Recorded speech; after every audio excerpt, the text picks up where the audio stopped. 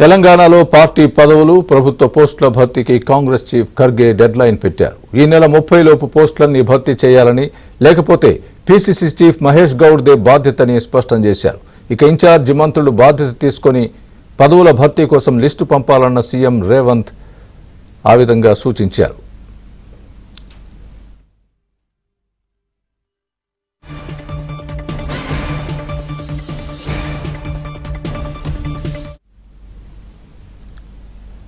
మరోవైపు పీఏసీ సమావేశంలో కాంగ్రెస్ ప్రధాన కార్యదర్శి కేసీ వేణుగోపాల్ కీలక వ్యాఖ్యలు చేశారు. కొంతమంది నేతలు అత్యుత్సాహం ప్రదర్శిస్తున్నారని విమర్శించారు.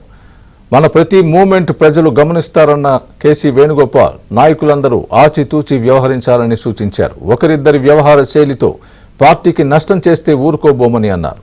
పార్టీ ఉంటేనే మీరుంటారని, సొంత ఎజెండాతో పనిచేసే వారిపై వేటు తప్పదని స్పష్టం చేశారు.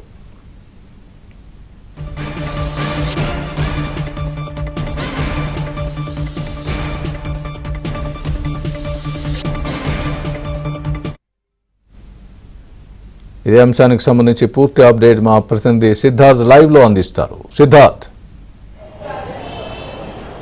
Thank you Swami. Congress party PAC సమావేశం, పీసీసీ సమావేశం కాసేపటి క్రితమే ముగిసింది.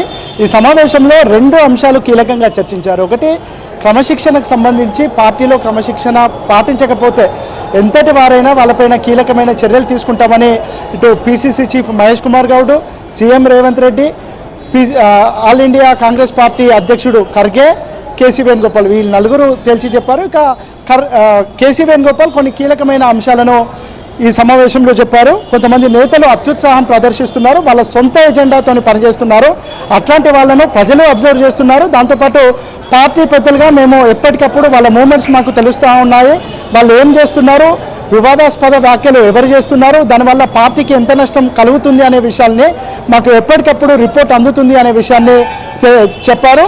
ఒకవేళ ఇప్పటికైనా ఆ నేతలు పద్ధతి మార్చుకోకపోతే వాళ్ళపైన కఠిన చర్యలు తీసుకుంటామనే విషయాన్ని కేసీ వేణుగోపాల్ చెప్పారు. ఒకరిద్దరు వ్యవహార శైలి వల్ల పార్టీకి కొత్త తలనొప్పులు వస్తున్నాయి, పార్టీ నష్టపోతుంది, ఇప్పటికైనా వాళ్ళ పద్ధతి మార్చుకోవాలనే విషయాన్ని కూడా చెప్పారు.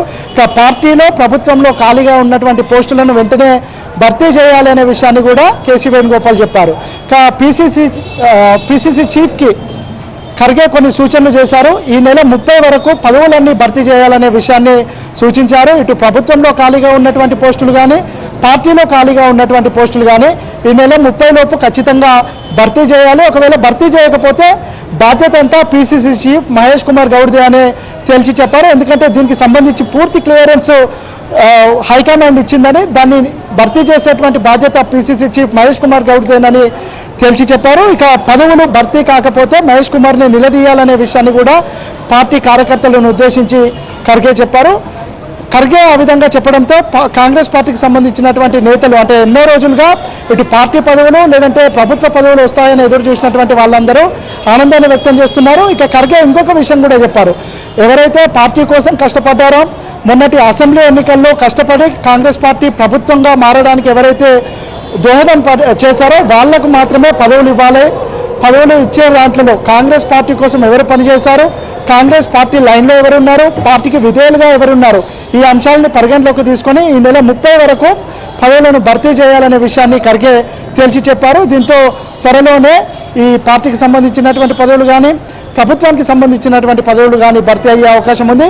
ఇక క్రమశిక్షణ దాటితే ఖచ్చితంగా వాళ్ళపై వేటు వేయాలని ఇటు ఖర్గే, కేసీ వేణుగోపాల్ తేల్చి చెప్పినటువంటి నేపథ్యంలో ఇటు క్రమశిక్షణ కమిటీ కూడా అలర్ట్ అయింది.